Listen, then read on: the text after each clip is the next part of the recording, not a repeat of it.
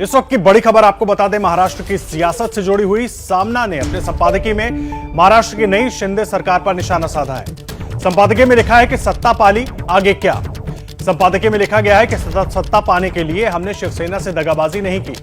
ऐसा कहने वालों ने ही मुख्यमंत्री पद का मुकुट खुद पर चढ़ा लिया, वो भी किसके समर्थन से।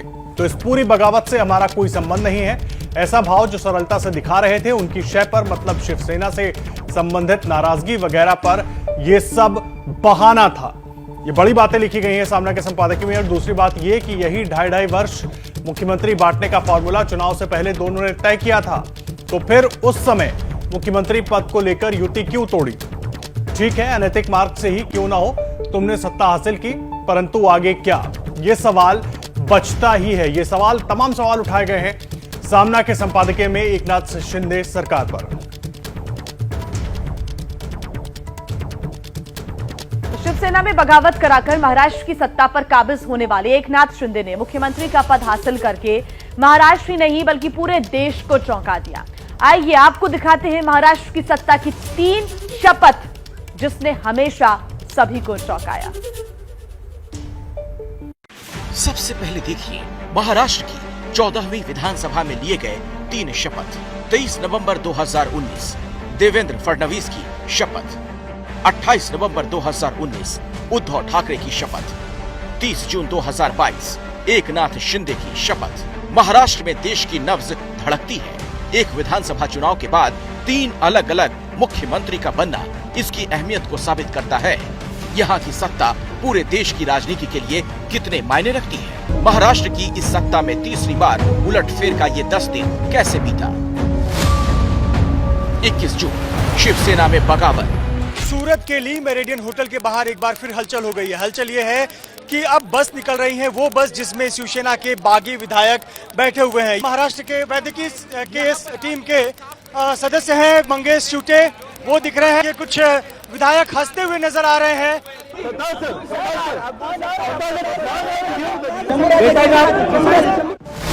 22 जून बागी विधायक गुवाहाटी में पहुंचे। सारे नेताओं की यहाँ पर भीड़ जमावड़ा शुरू हो गया है और उसके साथ साथ देखिए एक के बाद एक विधायकों की पूरी, देखिए बस में बैठते हुए सारे विधायक, आपको हम तस्वीरें दिखा रहे हैं। यहाँ पर बस में बैठते हुए सारे विधायक इस समय बैठे हुए यहाँ पर बस में, और ये तैयार है बस इस समय जाने के लिए रेडिसन ब्लू, जहाँ पर सारे विधायकों को रखा गया है। 22 जून उद्धव ने सरकारी आवास वर्षा छोड़ा। 26 जून सुप्रीम कोर्ट पहुंचा महाराष्ट्र विवाद।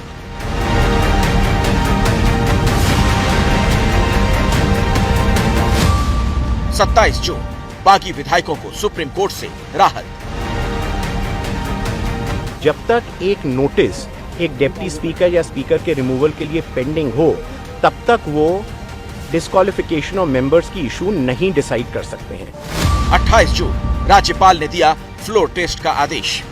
कल हम लोग मुंबई में पहुंचेंगे, सभी विधायक हमारे मुंबई में पहुंचेंगे।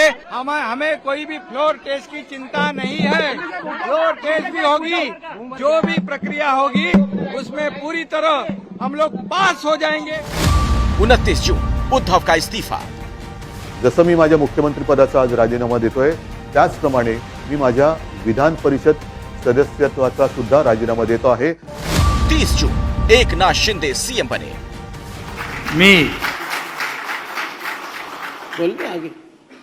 एकनाथ संभाजी शिंदे ईश्वर साक्ष शपथ घेतो की कायद्याद्वारे स्थापित झाले आहे अशा भारतीय संविधानाबद्दल मी खरी श्रद्धा व निष्ठा बाळगीन। पिछले 10 दिनों में मुंबई की राजनीति में जो कुछ भी हुआ वैसा महाराष्ट्र ही नहीं बल्कि देश के राजनीतिक इतिहास में पहले कभी नहीं हुआ। महाराष्ट्र की महाविकास आघाड़ी की सबसे बड़ी पार्टी शिवसेना में ऐसी बगावत हुई जिसने वर्तमान ही नहीं बल्कि आने वाले वक्त की राजनीति की दिशा ही बदल कर रख दी। महाराष्ट्र विधानसभा में शिवसेना के नेता एकनाथ शिंदे ने पूरी पार्टी को ही तोड़कर रख दिया और आज बीजेपी के समर्थन से राज्य के 20वें मुख्यमंत्री के तौर पर सत्ता पर काबिज हो गए। एकनाथ संभाजी शिंदे ईश्वर साक्ष शपथ घेतो की और इस बड़े उलटफेर के लिए उन्होंने सबसे ज्यादा शुक्रिया बीजेपी के नेता देवेंद्र फडणवीस का किया।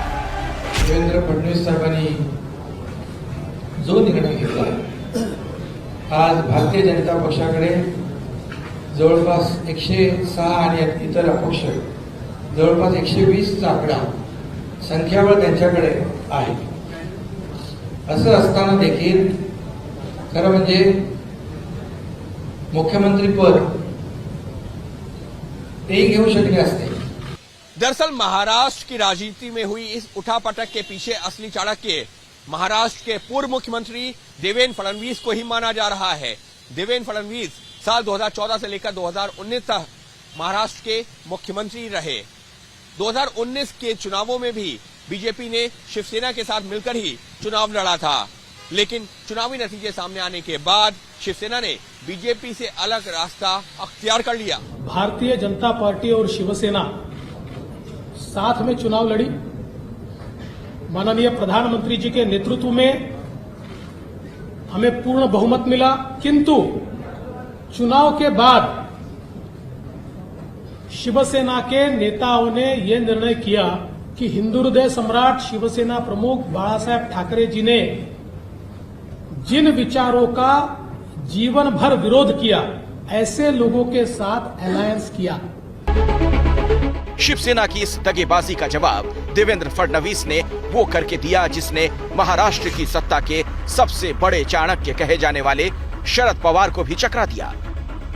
फडणवीस ने एनसीपी में ही दरार डाल दी और अजीत पवार उप मुख्यमंत्री पद देकर खुद मुख्यमंत्री पद की शपथ ले ली। ईश्वर साक्ष शपथ घेतो की कायद्याद्वारे स्थापित झाले आहे अशा भारतीय संविधानाबद्दल मी खरी श्रद्धा व निष्ठा बाळगेन। सार्वभौमता व एकात्मता उन्नत राखी। मी महाराष्ट्र राज्याचा उपमुख्यमंत्री म्हणून देवेंद्र फडणवीस को मुख्यमंत्री बनाने पर उद्धव ठाकरे इस साल नवंबर में होने वाले बीएमसी के चुनाव में इमोशनल कार्ड खेलकर बीजेपी को शिवसेना की टूट के लिए जिम्मेदार ठहरा सकते थे। इस इमोशनल कार्ड के जरिए उद्धव ठाकरे बीएमसी के चुनाव में शिवसेना की नैया पार लगाने की कोशिश कर सकते थे। इससे उद्धव ठाकरे को अपने राजनीतिक वजूद को फिर से खड़ा करने में मदद मिलती और उद्धव ठाकरे एक बार फिर से मजबूत हो जाते। अब जब शिंदे मुख्यमंत्री बना दिए गए हैं तो इसका दोष उद्धव ठाकरे बीजेपी पर या देवेंद्र फडणवीस पर नहीं मढ़ पाएंगे और इसका फायदा अब बीजेपी को होगा। अगर बीजेपी ऐसा नहीं करती तो शिवसेना की सरकार गिराकर शिवसेना को खत्म करने का जो मूल उद्देश्य था वही पराजित हो जाता। मी उद्धव बाळासाहेब ठाकरे ईश्वर साक्ष शपथ घेतो की कायद्याद्वारे स्थापित झाले आहे अशा भारतीय संविधानाबद्दल मी खरी श्रद्धा व निष्ठा बाळगेन। शिवसेना के धोखा का बदला लेने के लिए देवेंद्र फडणवीस ने महाराष्ट्र की सत्ता पर नजर टिकाए रखी। उद्धव ठाकरे के मुख्यमंत्री बनने के बाद वो पार्टी से दूर होने लगे। शिवसेना के कार्यकर्ताओं और नेताओं में नाराजगी और गुस्सा पनपने लगा। इस दौरान देवेंद्र फडणवीस एकनाथ शिंदे के जरिए शिवसेना नेताओं के संपर्क में रहे। भारतीय जनता पार्टी ने जिसको लगातार विरोध किया, ऐसी सरकार शिवसेना के माननीय उद्धव जी के नेतृत्व में कांग्रेस एनसीपी की सरकार चली और इस सरकार के चलते शिवसेना के विधायकों में बड़ा रोष था। उनको लगता था वापस वोट मांगने जाना है और आज तक जो बातें कही उसके विरोध में काम हो रहा है। जिनके खिलाफ जिंदगी भर लड़े उनके साथ बैठे हैं, वोट कैसे मांगेंगे। वो दिन आया जब शिवसेना की बगावत रंग लाई। महाराष्ट्र ही नहीं पूरा देश ये मानकर चल रहा था कि जब उद्धव की सरकार जाएगी और नई सरकार आएगी तब बड़ी पार्टी होने के नाते बीजेपी का ही मुख्यमंत्री होगा। लेकिन फडणवीस ने सत्ता के समीकरण का ऐलान करके सबको चौंका दिया।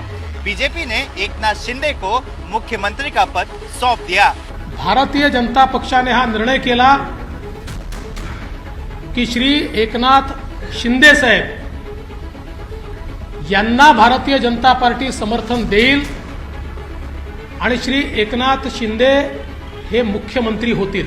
मी एकनाथ संभाजी शिंदे ईश्वर साक्ष शपथ घेतो की कायद्याद्वारे स्थापित झाले आहे अशा भारतीय संविधानाबद्दल मी खरी श्रद्धा व निष्ठा बाळगीन। अब सवाल ये खड़ा होता है कि आखिर बीजेपी ने किस रणनीति के तहत इतनी बड़ी कुर्बानी दी। तो आपके सामने हम रखते हैं बीजेपी का असली मकसद।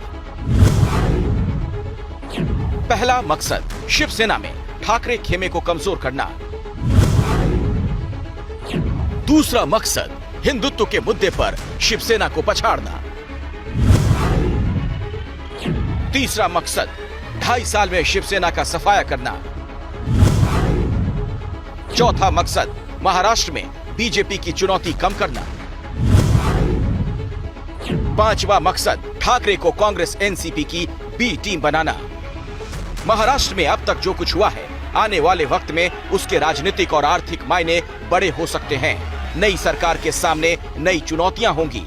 नए तरीके से राज्य और देश के बारे में सोचने और उस पर अमल करने की जरूरत होगी।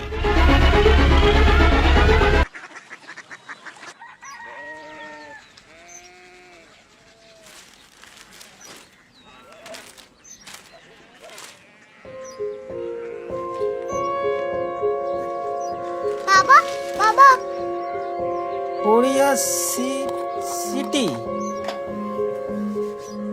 जानिए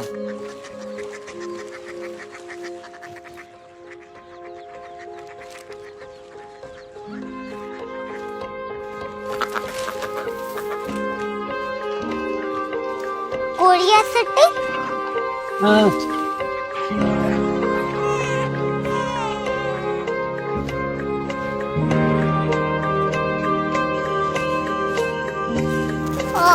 कोरिया सिटी कहाँ पे है?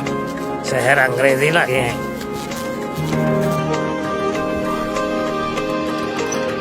Korea city.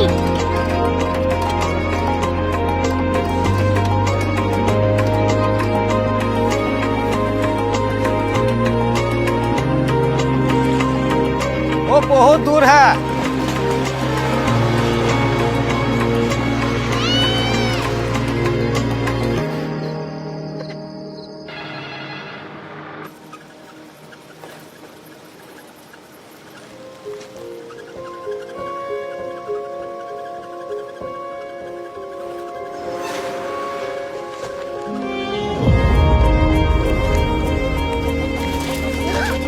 Korea city.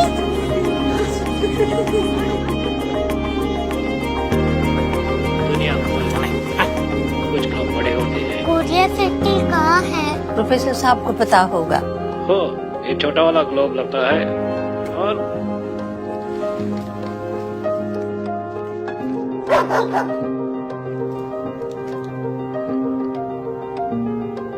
पता नहीं, मेरी बेटी से जाके मिल लो, शायद उसे मालूम हो।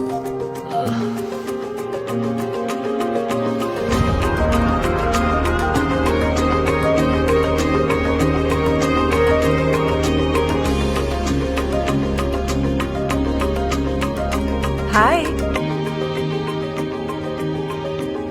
बाबा ने भेजा है। Come here. Korea city. Korea city नहीं, क्यूरियोसिटी। वो क्या? That's what brought you here? जो तुम्हें यहाँ तक ले आया।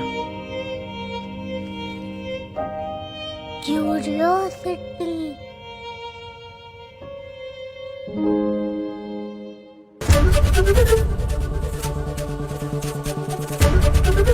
एबीपी न्यूज आपको रखे आगे।